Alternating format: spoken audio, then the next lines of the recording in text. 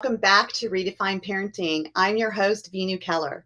I want to welcome you to Spanglish World Network and her network on Zingo TV, channels 250 and 251.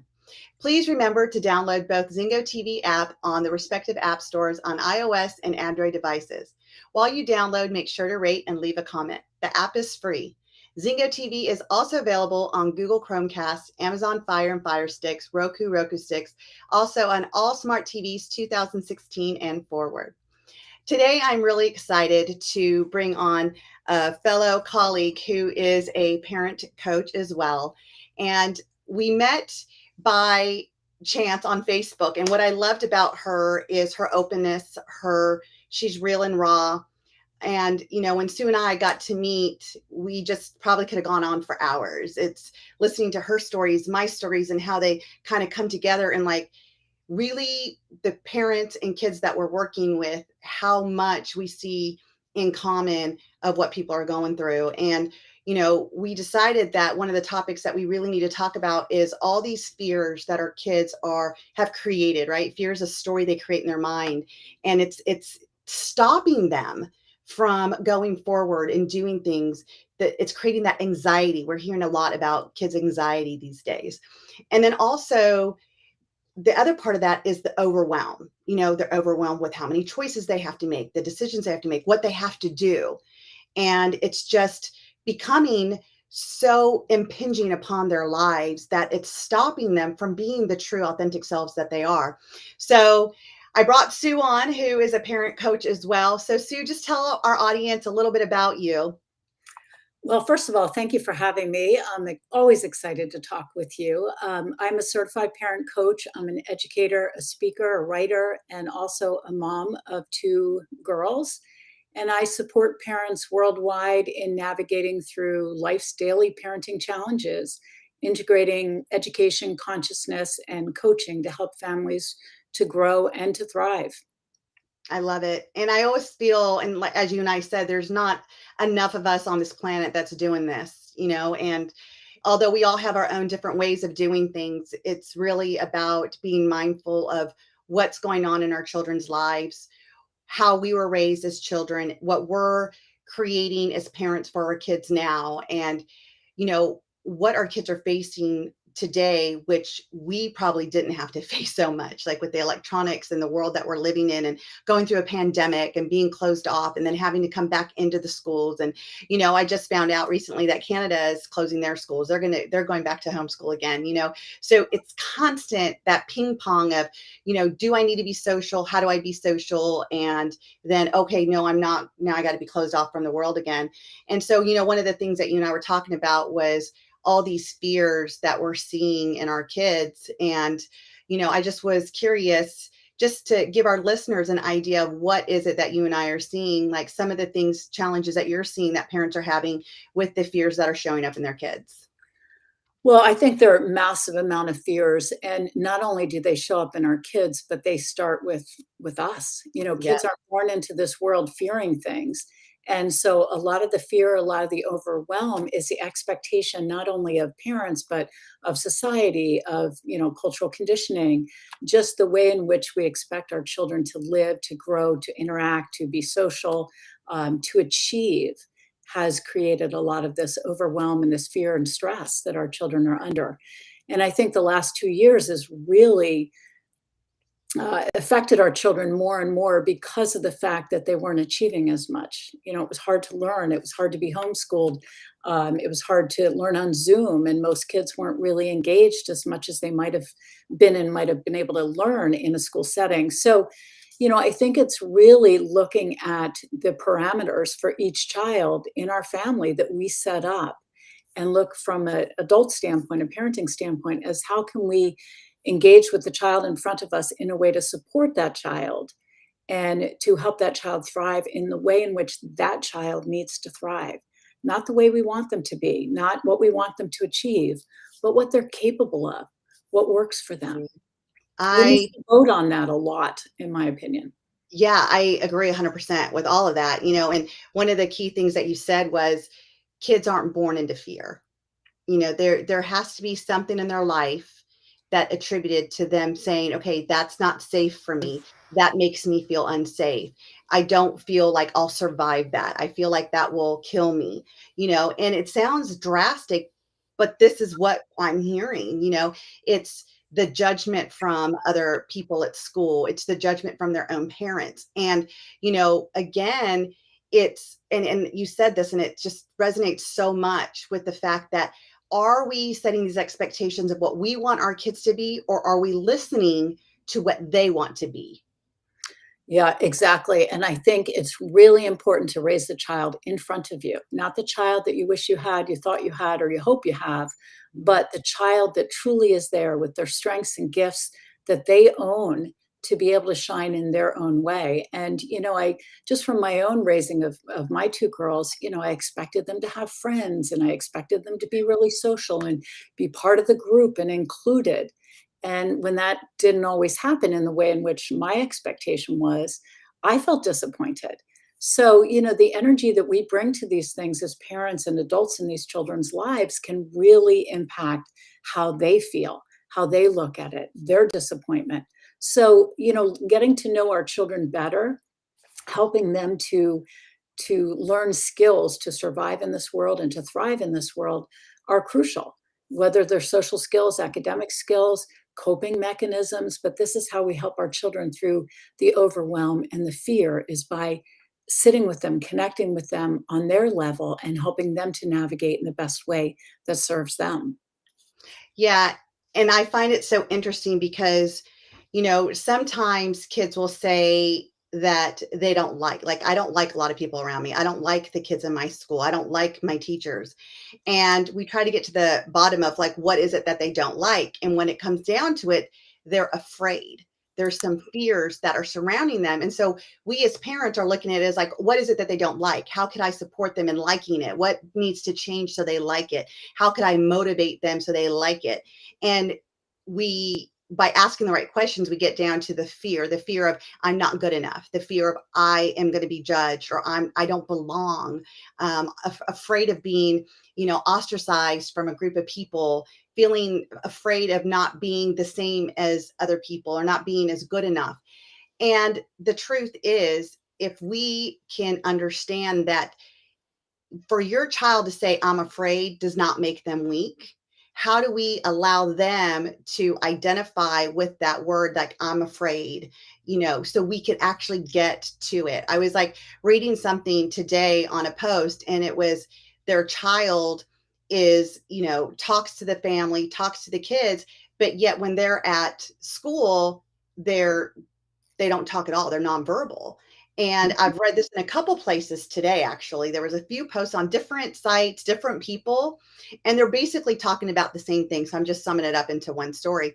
And the first thing I'm thinking about is, what is the fear? What are they truly afraid of that's making them feel like they don't have a voice, that they can't use their voice? And are they okay to be able to feel that fear so the parents can help them, or whoever help them through that?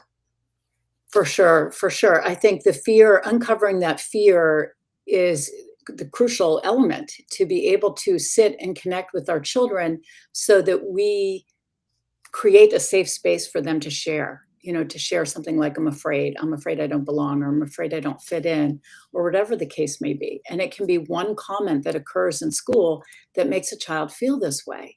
So we have to encourage them to share with us and talk through it so that we can help them to connect with what they do have the skills and coping mechanisms for, and how they can move forward in a thoughtful way for their own socialization. I think behavior is a communicator. Our kids Yes. behave in ways to communicate what's underneath the surface that they have a hard time saying. And so the nonverbal child in school is also communicating by they're closing down in school that something's going on. And this is where, the safety of a conversation, of that bonding, at home with the parents, with, a parent or both parents, in a way that really helps a kid feel like they can talk through it. And if not with the parents, then, with a professional, so that they're able to share and move through these fears. Because if they don't move through it, it grows and Yeah. it affects them everywhere. We want our children to feel enough as they are. They are good enough as they are. They don't need to be better than they already are. There's nothing wrong with our kids that we have to fix or they need to fix. So it's really helping them to develop that self-esteem from the inside out to be able to stand tall in their own skin and feel comfortable. I agree 100%. I was just actually telling my daughter today, like I always ask them, like, what kind of day are you going to have and what's that going to look like? And my daughter's like, and I'm going to wear my confidence, because that's one thing my husband has taught her since she was a little girl, is that the best thing a girl can wear is her confidence. And so she remembers that. And I said, and remember, above everything is be you, because there's only one of you. Whatever that looks like for you, be true to you, Yeah. because I don't want that fear to show up in them. And, it's interesting because when you were talking, I was thinking about, when we say coping mechanisms, and, some of my clients listen to this, so they'll be like, but she doesn't like coping, that word coping. And I don't, when it comes to that, let me give you a coping skill so you don't cut, because there's a presupposition that cutting can't be fixed, that you have to cope with it because it can't be fixed. Like the weather outside, I have to cope with, because I can't change the weather. I have to cope with it. But when you're using coping skills in this sense, how I am relating that to is you can't change what happens at school. School's going to happen. Behaviors outside of you are going to happen, right? Like the teachers are going to do what they're going to do. Your fellow classmates are going to do what they're going to do. You can't change that. So you have to cope with it. You have to learn, what do you need to feel safe, because we can't change that environment. It is what it is. And that's where we do need to learn these coping skills. What does that look like for your child? And the other thing that you said, and I actually commented on it, is what happened at school that made the child have a fear? Like something, if they're okay at home, my hallucination is that they feel safe at home. They don't feel Mhm. judged. They feel they can talk to family. They could talk to their siblings. They could talk in their home environment.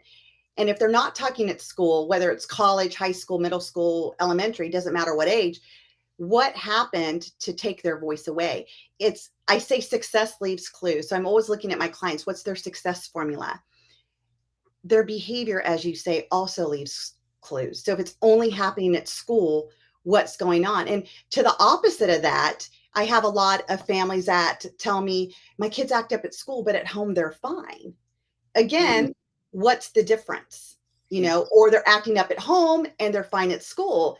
Well, maybe because school has, strict regiments, they're on a schedule, it's organized. And so their brain functions better in an organized fashion than being at home, where it's kind of do what you got to do, just be in bed by 9, right? So Right. there's different types of clues, if you would, that we can look at. And it all goes back to this, though. What's the fear? Where do they not feel safe? For sure, I agree, of course, with everything you said. And I think, the other thing is the way we ask our children these questions to try to get to the bottom, the core element that's kind of getting in their way is crucial. If we ask in a way that they don't feel safe or they don't feel like we get it, we understand them, and we Right. want to help them, then they're not going to share. But questions such as, what do you find gets in your way at school? What are some of the things that you experience at school that you don't experience at home that are hard for you? And, these questions have to be addressed in a compassionate way, a non-judgmental way. Our favorite word, yours and mine, be curious. Ask in a curious way because it's very neutral and it doesn't make a child feel as if we don't understand or we, are judging them or we're quick to want to solve or fix their problem because it's not our problem to solve. It's our problem to, help our child solve in a way that serves them. And I think, one of the other things that's really important is as parents, we need to look at ourselves first. Oh, We need to look at how we deal with overwhelm. If we become overwhelmed in our life on a daily basis and we're having trouble dealing with that overwhelm and we're stressed and we're snappy and not very nice or whatever, yelling perhaps, then this is what our children experience as overwhelm reactions, right? They learn from us as the models in their life. And parents always say, well, my kids aren't really listening. They may not listen when you tell them to go do something, but they're listening to how you live your life, and they're watching how you live your life, and they're absorbing your energy. So even when you think you're not showing them how you deal with overwhelm or fears in your own life, because we all have them, they are seeing the energy that you hold on to in your life when things happen. So I think it is really important when parents come to me and say, my child is anxious or my child is very fearful, we have to really look first at what do we do with our fears? How do we show up for them and with them so that we can first create that avenue for ourselves that's safe, that's comfortable, and that's modeling a beautiful way for our children. I love that. And it's so funny because I was just in a realization yesterday with myself and working with my children. We were working on spelling words, and my twins, and I was working with the boy, and he was just like rushing through it. And when I would say you put an I, there's no I in it. He's like, I know. And I'm like, what are you rushing for? I don't know. I don't know. I just feel like I have to rush. And all of a sudden, I was like, oh my gosh, that is me and my husband. Me and my husband are constantly rushing. We have to get this done because we got to get him to school. And before I get to school, I got to do this with the dogs. And I got to do this with the chickens. I got to do this. I got to do. And so we're constantly in rush, and we're doing the same thing. And when we're messing up, we're like, oh, and we do the same thing. And it's like, holy smokes. Like, my son is replicating what he sees. And it was interesting because I was talking with my own coach about it yesterday.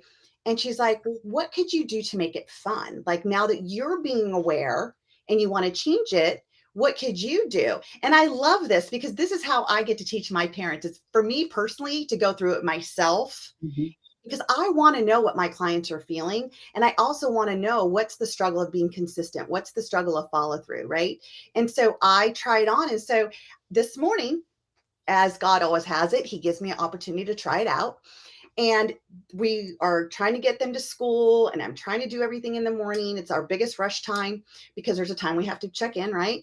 And all of a sudden, I find myself going, oops, where's my remote control? I need to turn me off. And I went, beep. And my son's looking at me like, what is my mom doing? And I'm like, let me turn myself back on. And I turned me on, beep. And I said, it's time to take a breath. There's no reason to rush. We have plenty of time, and it's a good day. And my son looked at me and he's like, what was that? I said, I too am learning that we don't need to rush. We could take our time and we can enjoy this moment. And I said, so sometimes I just need to turn myself off and turn me back on to just give me that moment to take that breath. And I don't even have to tell him to do it, because the more he sees that, the more he's going to pick up on that too. Because, like you said, it's what they see us doing. And are we responding or are we reactive? And a lot of times we are in reactive mode. So our kids are in reactive mode. Absolutely. It's such a beautiful story. And in my mind's eye, I can see a week from now your child turning off the remote control and turning it back on, because that's what they see. They tend to imitate or take forward what they see in us and how we react. The quote unquote good, bad, and ugly. I don't really believe in those words, but I'm using them just to make a point here. And, I think it's really important for us to look at these children as our mirrors. They're Mm. mirroring back to us, where we need to grow, where we need to give more attention, our undeveloped selves. And, in that hurry, hurry, hurry cycle, we might not see it until we see our children hurrying in a way that causes them stress. So it's beautiful when you bring awareness to your moments in your life, for those parents listening, and you're able to tap into what you see in your children as their reaction to what's going on and how it might mirror back to you, how you lead your life. And it takes a lot of attention, right, to their every moment. Our children are our greatest teachers. We just have to pay attention. And through Yeah. their eyes and through their behaviors, we can see how we can show up in a different way for them to be a better model. Yes. And And be better for ourselves too, right? you said it beautifully. Absolutely. It's they're the mirror. Mhm. And, I'm in this nether growth spurt where I'm like in my full awareness. Like, when I'm looking at their behaviors and I'm like, where did they learn that from? Because again, they weren't born with these behaviors. They are learned, and their body is reacting to the way it needs to in that situation to make it feel safe. And in reality, it's like I was telling my son, he said, when you take that moment and you're having that, you know, it's self-beating talk, like I'm stupid, I can't do this. What is he really doing is he's trying to give his mind a break from what it was doing to refocus so he can take that moment and get himself together, even though it's a counteractive way to do it. So watching that, I was able to just, pick it up right away. And we're already starting to switch that, because if we can start to take a breath and get out of overwhelm, or even if we go into overwhelm, because we're going to go into overwhelm, but be able to handle it in a more calm, maybe fun, playful way, what will our kids learn at this age, and what will they carry on through their adulthood as well? Because whether we like it or not, there's going to be overwhelm. We have tons of things to do each and every day. We have time limits for some things, and there's other times that we don't have time limits where we get to relax. So it's finding that happy medium. It's finding that way where you're, like you said so beautifully, Sue, is kind of look at your own self. I had a friend that said, clean up your own backyard.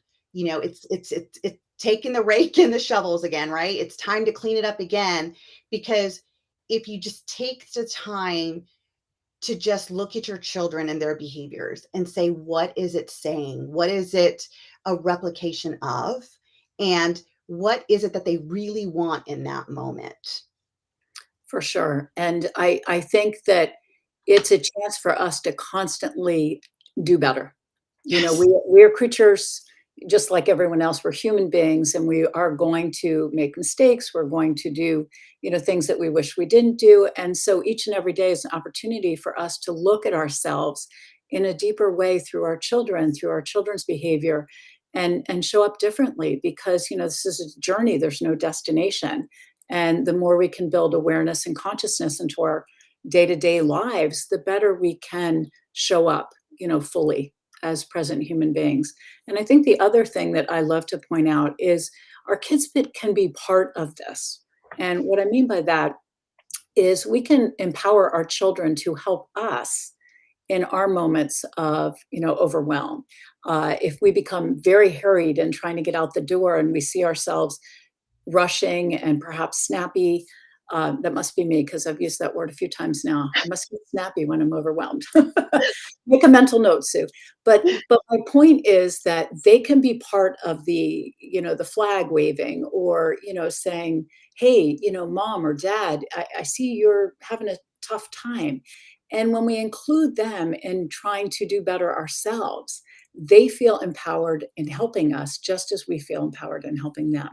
And I really think that this is a journey that we walk along side by side with our children.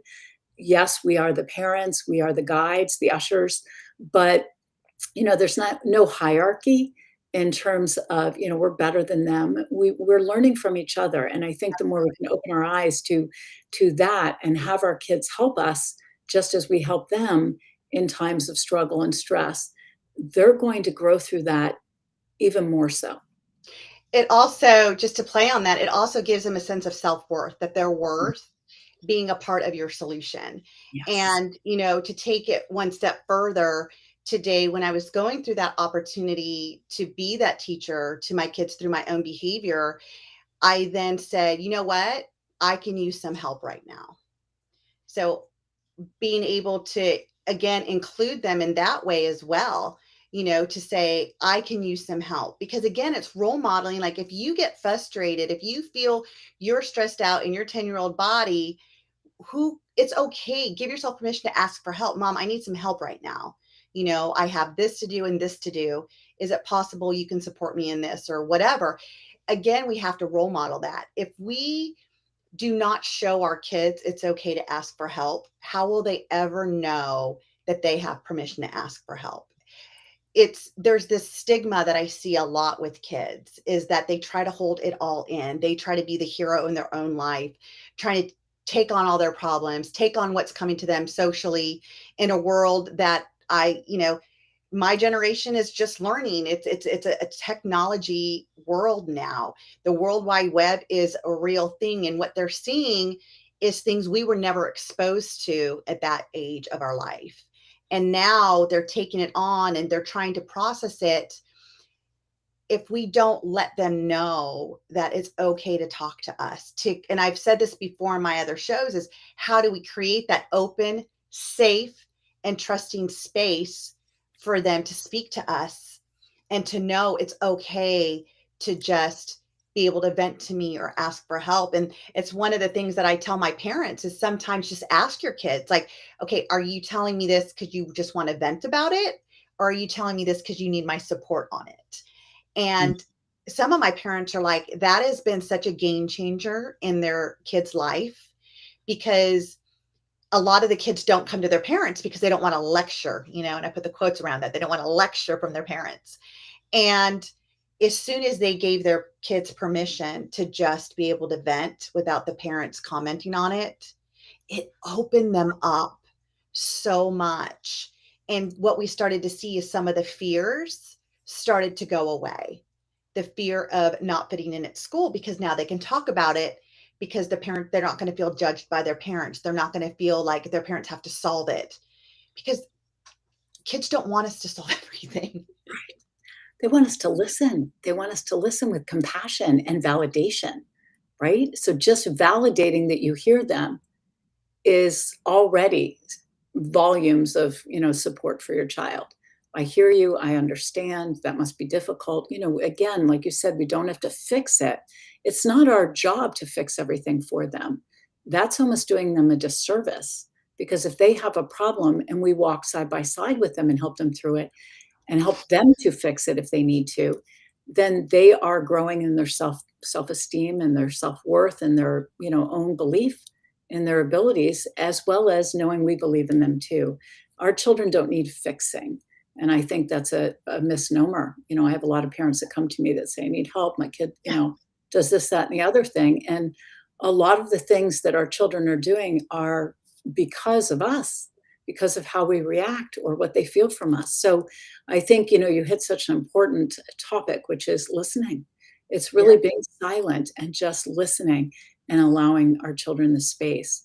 And I think we're modeling as well, because then when we want to share something with them, hopefully we have their ears too, because we've showed them how important those listening skills are. Absolutely. And going back to the topic of what they fear, one of the biggest fears that I know I myself go through, but kids go through, is the fear of conflict. They don't know how to deal with conflict. And it's that whole conflict resolution. And I was actually talking to one of my clients today when we were talking about, like, sometimes her kids fight. And for her, it's like, oh, they need to figure out how they're going to deal with this. They need to problem solve together. And, her husband's like, why are they fighting? Like, you got to calm them down. Like, what's going on? And I said to her, this is how they learn conflict resolution. Kids need to learn that not everyone's going to meet their expectations. And so it's going to create conflict with them. They're not going to meet other people's expectations, and it's going to create conflict with that person. How do you deal with conflict? Don't be afraid of conflict. Learn how to resolve the conflict, learning what it means, what it looks like. And again, it starts at home. What's the conflict that we're facing right now? Okay, you did not listen to me when I said, pick up all your clothes off the bathroom floor and put it in your hamper. And now I'm yelling because you're not listening. So right there's the conflict. How do we resolve this? What has to happen so we don't have the conflict? And if we could teach them now that conflict doesn't have to be bad. Conflict doesn't mean people are going to hate you. Conflict doesn't mean that you're not going to get your way. Conflict means that there's two different opinions going on right now, and you guys are not in agreement. And how could you resolve it? Not solve it, resolve it. Beautiful. I think this is such a hot topic, because sibling rivalry, for one, can cause so many parents just to feel overwhelmed. Yes. And I think part of what happens to us as parents is we're reliving our childhood. When Mhm. our kids are fighting, we're going back to what our parents might have said or how they might have felt or made us feel perhaps in those moments. And so we may feel very uncomfortable when our kids are fighting because of something from our own childhood. And I think that's where we really need to heal our own wounds and Yes. look at what those issues are, because it isn't, it is common. I don't even want to use the word normal. It's very common and it's very important, as you beautifully said, that our children learn how to resolve their conflicts, their disagreements now, however old they are. They need to learn. And I think we also need to model this in our own lives. So if we have a conflict with a friend, a conflict with our partner, whoever it might be at work, sharing that with your children or sharing that at the dinner table, if it's something that can be shared, and how you resolved it is a teaching opportunity, is Yes. helping your children to learn. And I remember years and years ago, one of my kids had an argument with one of my friend's kids, and she sat us all down in a circle. And this was new to me. I'd never seen this done before. And, quietly and calmly had the kids talk through, well, how do you think she feels? And how do you think, you feel? And I mean, it was years ago, but I remember this so powerfully being just a moving moment for my children to learn that we can all sit in a circle and talk about what happened. Sometimes that's helpful. Sometimes, if there's no bloodshed, I do share with parents, allow your kids to figure it out. Don't go running in from another room saying, oh my God, stop fighting, because they need to work through it. If there's no bloodshed, nobody's getting hurt, toys aren't being thrown at one another, then listen. Listen to how they figure it out. Because if we give them the opportunity, in many cases, they do find their way through it. If we rush in, then the message we're sending is we don't believe you can do this, so we need to fix it for you. Right. Right. And another thing I was just thinking about when you were saying all this is, you know, when children are young through development, the world revolves around them. They're very selfish. We have all had our selfish moments where this is my world and you have to help me. From the moment we're born and our parents have to take care of us, we rely on everybody else to do everything for us. It's like when my son had my granddaughter 5 years ago, I remember telling him, I'm like, okay, remember, your life is no longer yours. It's on her schedule now. It revolves around her now. It's like in that development. And also, I believe this brings up a fear of like, now, you're coming into like middle school and then high school, and you're starting to realize, hey, the world does not revolve around me. I am a part of the world, and the world is a bigger picture. It's not just me. And it's learning how to adjust to that. And I think that there's a lot of fears that come up with that. And as I'm saying this, I'm also thinking is, what's the definition of fear to our kids? Is it the lack of safety? And it's, you started out this call, Sue, about, the questions that we need to ask our kids. And it really has to come from their model of their world, their filters of what they've been in this life experiencing till the age of 12, 13, 15, however old they are at this moment. And what have they brought along with them on those years of their journey that's created the space for them to feel unsafe around their peer group or around adults, or to speak in front of people. It's uncovering, where is it that they don't feel safe, and understanding what that belief is, because around every fear we have, whether you're a child or an adult, there's a belief that has been built in around that. And Yeah. until we can get into that belief and change that belief. And my coach has told me this, and she learned it from Wayne Dyer, I believe. It's change what you see, and what you see will change. So we have to change what they're seeing in that belief that makes that belief so real to them, to Yeah. change it. Yes. And if we don't ask the right questions about fear and open the space to talk about it, we won't know what they fear and what movie is playing, what, belief they're holding on to that may or may not be real. I mean, it's real to them, so we have to validate it because it is real to them. But Right. also having them talk through it can really set the stage for them hearing that maybe this isn't something I want to hold on to. I'm a big fan of opening conversations at dinner or when we all feel that connected space to talk about fears, to talk about uncertainty, to talk about some of the difficult things that we shy away from, because if it's not staring us in the face, why would we bring it up? But that's exactly why it's not staring us in the face, but it's somewhere underneath. And so to be able to sit at dinner and talk about, what fears we have. Maybe we share fear. Maybe we're afraid of spiders. Who knows? Where did that come from? We start to talk about what created that.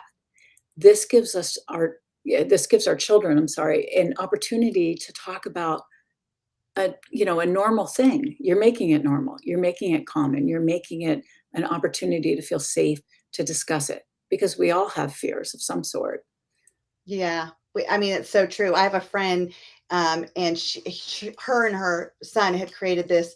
It's a game, but it's questions, and my kids love playing it. And it's funny because I'm in the midst of making a type of conversation starter for families, to help bridge this, to help bridge that gap, to help create a better bond with our parents and our kids. And but the game I got at Christmas, they love it because it talks about, whoever picks the card, it's like, what was one childhood memory that was so funny to you? And so my kids give me all of those cards, by the way. Like, you have more of a childhood than we do. But they're so engaged. They're so engaged in hearing our childhood story. Another thing my children love to hear is the memories I have of them when they were babies. Like, they love hearing about when they were 2, or, I'll have a Facebook memory that pops up and I'll show them the picture. They're like, oh my gosh, what was I saying? Because I was like capturing their first words in the video, and I was telling them, and I was like, oh my gosh, you do this all the time. They're like, I did. When did I do that? And it's creating engagement with our kids. It's creating more. And, my listeners who listen to my show, you've heard me say this several times. It's not just how was your day, and just, oh, it was good, and you leave it at that way. Because, Sue, you and I were talking about, we've raised our kids, and now I'm in my second generation of kids, and looking at what I did so differently then. I used to say wrong, but it wasn't wrong. It's what I knew at the time to be right for me. But now I do it differently. And the old me would, oh, how's your day? Good. And I was like, oh, thank God, there's nothing wrong. Okay, what do you want for dinner tonight? And now the conversation is, how was your day? It was good. What was good about it? Did you have any struggles today? What was your biggest challenge at school today? What was your win today at school? What was your magic moment? What's one magic moment you got from today? Because I want to train their brain to start looking at different things of their day, dissect your day.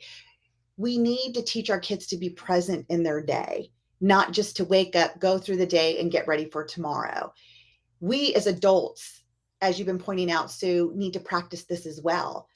Our kids see us. If we're just going through our day, rushing through it, as I've already admitted, and just getting through the day to just go to bed and get up tomorrow, that's what our kids are going to be doing too. Sure. Yeah. And I love what you just shared, because I think that making it a commonplace question, what was the magic part of your day? What was the challenging part of your day? Really helps our children to see that all days have different pieces, and how we move through those pieces is what makes us, experience the joy in the day, or the magic in the day, or turn it around. And so, it makes it commonplace. And, when I think back to when I was raised, my parents never said, did you have any problems, or, what was the challenge you experienced today? It was, how much homework do you have? You need to go do it, and dinner's at 6 and we'll see you then. It's time for bed, take a bath, whatever.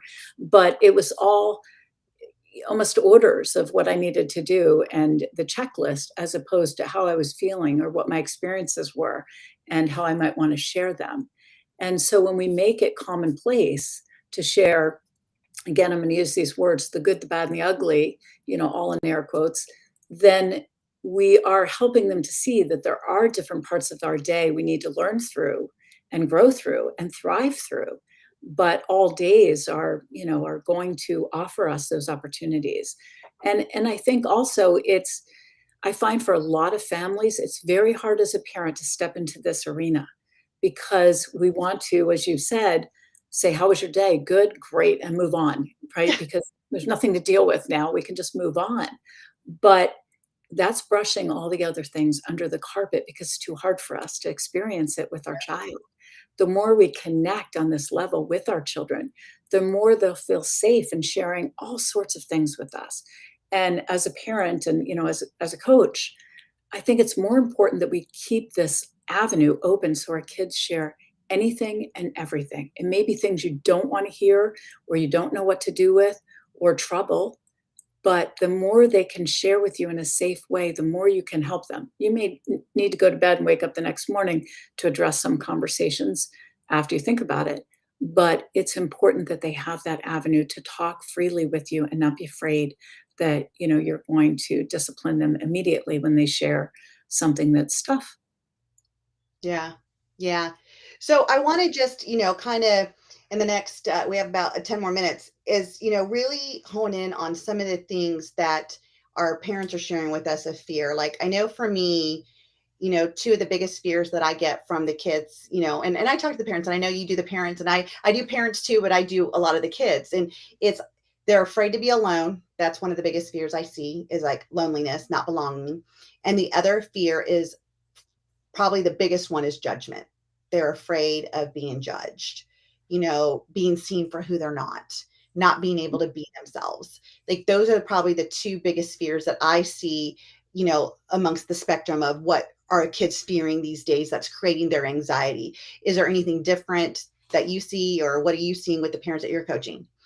No, I think you hit probably two of the biggest things that are happening right now, currently in our world is those two things. They're extremely anxiety provoking in our children and anxiety provoking in our parents. Absolutely. Absolutely. And I mean, I'll go back to what you said. It's, and I have this in my 6-week course, Crack the Code to Parenting. On week 2, it's about letting go of the baggage, letting go of your baggage of, and I shared this with you, Sue, when we had talked, is that the way I raised my boys was through my baggage of no self-worth, no self-esteem, no self-love. So, you can only imagine a person who doesn't have any of that. How are they raising their kids? A lot of blame, a lot of shame, a lot of dictation, dictatorship, versus the democracy of sharing. What do you want? What would look good for you? Who cares? This is how it has to be done. I don't want people not to like you. Like it's projecting my fears on them, which gave them those fears of judgment, low self-worth, low self-esteem. And, I'm glad that I've gone through my own healing process, that I do truly have learned how to love myself and like myself, and I'm able to pass that now on. So again, I think you hit the nail on the head when you said, with us parents, what are we need to do a self-evaluation. Do we know our worth? Do we know, how do we feel about our self-esteem? Do we love ourselves? And how are we projecting that onto our children? And because I can say, I've worked with kids that have that self-worth and self-esteem, and they don't have that fear of loneliness. They have their group of friends. Their friends have the same values as them. They don't fear of judgment because, again, they have their group of friends and that's all they really care about. So I get to see the difference. I get to see the difference of these kids who fear that and create that anxiety. And one of the strategies I give, because I want to go into strategies for our listeners, is that I actually start going through the meaning with my kids. What does it mean if someone judged you? What would they say? What would you hear that would make it feel like judgment to you? Okay, they say that about your clothes. And what does that mean to you? What are you making that mean about you? Like I literally go through questions to dissect it. So I come in with no preconceived notions of I need to fix it. I come in with the curiosity, as me and Sue like to use, be curious, not critical. So they don't feel judged in that moment. And I also want to know, what does judgment mean to them? Is it tonality? Is it the words? Find out and get curious with your kids to figure out what really are they fearing. Because what it will come down to, what I have always seen, is that I'm not enough and no one will like me. Yeah, and that's a very heavy weight to carry around. I'm not enough and no one will like me. Yes. I agree with you. I think that we have to be curious about what it means to our children, not what it means to us. I mean, we do come in with preconceived notions about judgment because we all judge. I mean, human beings judge. And, until we really look within and clean up our own landscape to realize that judgment is projection, it's it's hard to say, don't judge. We shouldn't judge other people or tell our children that's not nice, that other people are judging. We need to really get to the root of what it looks like for the child, how it shows up, what it makes them feel, Mm. and where it takes them. Yep. Because these kinds of situations that may be big, may be small in our children's lives, they are movies that play and the real replays and replays. So, it's even asking questions. What do you think you need in order to not feel this judgment, Yes. not be part of this arena? Mhm. Same thing with loneliness. What does that look like? What does it look like to be alone? And I agree with you. We almost need to forget all our definitions when we show up for our children and ask these questions in a way that just is all about learning from their perception and their perspective, because they're not wearing the same glasses as we're wearing. Everyone sees this differently. And so, what's the unique way your child sees what's happening in their life? And how can you help them through that by asking, what do you need in these situations? What would help you not to feel alone? I mean, maybe they have 5 friends and they wish they had 6. I mean, sometimes in a child's life, it feels so big. And when we start to talk about it with them and really listen to what they're saying, they're realizing, not us, they're realizing it's not as big as it felt or as Yeah. it's originally in their head. Because once we talk about what's in our head, it has a different feeling. Mhm. It does, it does, and some other questions I would, you know, add to that is, how would you know that you are enough? How would Mm, you know? How mhm. would you know? Because that's the thing is that, coming into this years ago and working with families for 23 years, when I would talk to kids, it was like, "Do you like yourself?" "Yeah, I like myself." "Do you love yourself?" "Yeah, I love myself." "Okay, what does that look like?" They're like, "What?" "What do you mean, what does that look like?" I mean, I don't know, and that's exactly what I would get all the time. And what I realized it was, I use this example as a metaphor to parents. I said to my parents, I say, if I told you to close your eyes and imagine a rose, and let's act like you've never seen a rose. You don't even know a rose is a flower at this point, right? But I'm telling you to hold the rose in your imagination. Tell me what it looks like. What does it feel like? What does it smell like? What do you tell me? You don't know.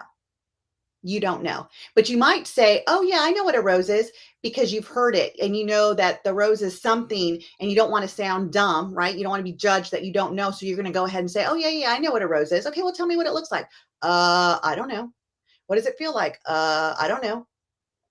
And that's what we're doing with this self-worth, self-esteem, and self-love.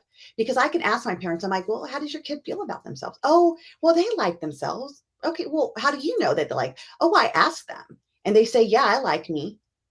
And then when I start coaching the kid, they have no idea. It's like, again, they felt like they had to say, "I like me," because that's the right answer, because kids don't wanna be wrong. They don't wanna disappoint. Right. But when You you know ask the parent the same question, Right. oftentimes the parents don't feel a sense of worth or enough or that self-love. And I really I love this conversation because before we ask our children whether or not they like themselves and what that really looks like and what is it like to be enough, what does that look like, feel like, etc., we have to tackle that ourselves. Correct. That's a large part of our population. We have been raised. I know I had to do my own work and still do. I mean, each and every day is an opportunity to grow. But to be able to step into self-love when you've been raised maybe not to find that or not to feel like enough or you were too much. Many of us felt like we were too much because those were some of the words that were used, right? I know I was too much. I was trouble. So those are the 2 things that stuck.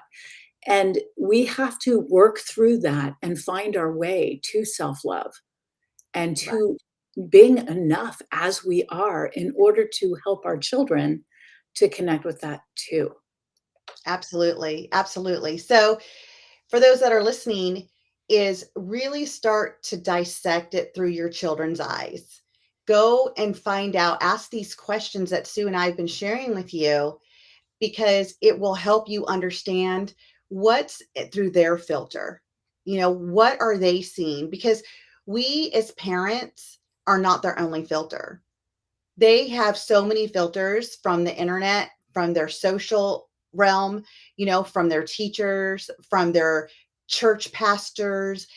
There's so many influences, because all influences give your kids an opportunity to influence them.